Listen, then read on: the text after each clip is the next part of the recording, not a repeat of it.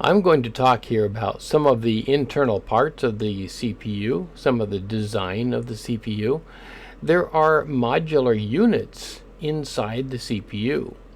One of those units is called the control unit, and it is the traffic cop. It's the one that makes sure that all of the other parts are operating in proper timing and in coordination with each other.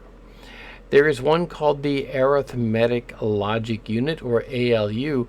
This does the heavy lifting. This is the one that does the calculations, the adding, the subtracting, the dividing, and so forth. There are a number of different registers, and we're not going to go through them all. We'll point out 2 or 3 of the biggies, but there are a number of registers which are just spaces. They're boxes, so to speak, to put numbers in. Those numbers may represent memory locations, they may represent data, and so forth.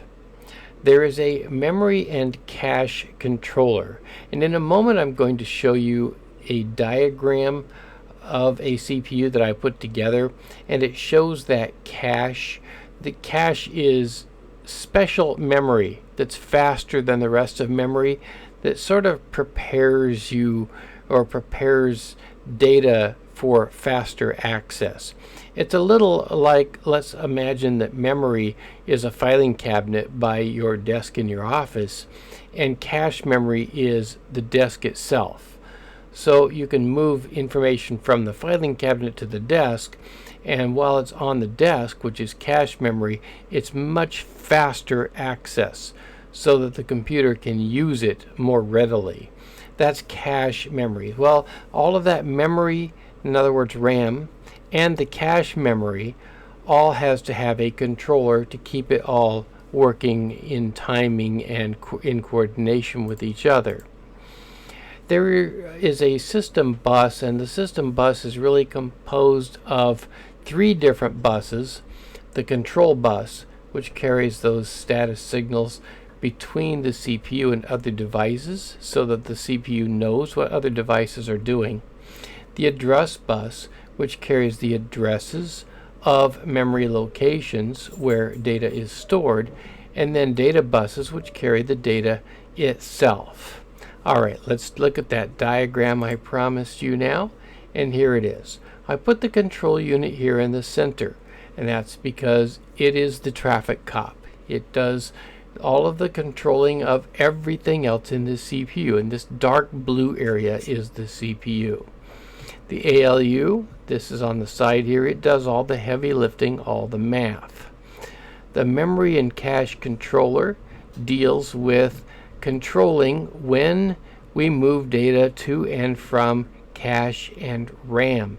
So here you can see what we call L1 cache. That's the fastest cache, and it's usually on board on the CPU itself. It's a little bit of RAM memory that is extremely fast. This is kind of like your desktop in your office, whereas L2 cache might be, I don't know, the inbox or the desk drawer of your desk. Sometimes it's located on the CPU itself, and sometimes it's located off of the CPU. It's a little slower than L1 cache. L3 cache is a little slower yet, and it resides typically outside of the CPU on your motherboard. Now, all 3 of these communicate with RAM, so RAM is moved back and forth between cache and RAM. Now we have all of these registers. We've already talked a little bit about the program counter. This stores the next program step, or the next memory address where the next instruction will come from. I'm not going to go through all of these, but we'll just talk about, let's talk about the accumulator. The accumulator is an important one. It's a register that adds up values. You put something in the accumulator and you put another value in the accumulator, it adds it together. That's all done by the ALU, and now you have the sum in the accumulator. So these are registers where the ALU temporarily holds things for working on them and keeps track of things like status and memory addresses and memory buffers and so on. So over here you'll see the buses, and the buses, there are three basic ones. The address bus, which holds addresses, if I want to call it that. It holds the numbers of the addresses that hold various instructions or various data. And then there are data buses that carry the data itself from those addresses to and from the CPU.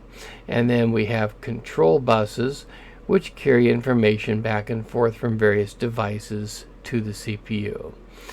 So this is, you can ignore this control down here. I just forgot to take that off. This is my CPU design schematic. There is one that came from the book. I don't like it as well, but if it helps you, then fine.